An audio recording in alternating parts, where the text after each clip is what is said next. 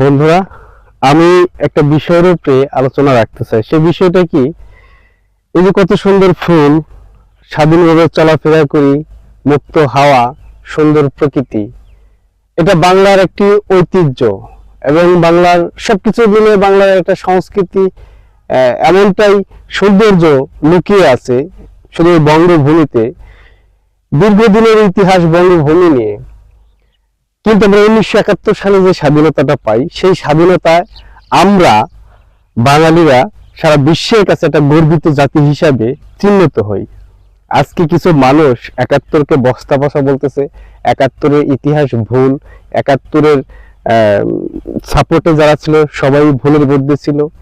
এই যে তারা যে একটা নতুন একটা ইতিহাস করতে চাচ্ছে, আমি বলবো আপনি কোন দল করেন জানি না, কিন্তু একজন বাঙালি হিসাবে, বাংলাদেশী হিসাবে আপনাকে আপনার জায়গা থেকে প্রতিবাদ করা উচিত। তো আশা করি আপনারা বিষয়টা বুঝতে পারছেন। সবাইকে ধন্যবাদ।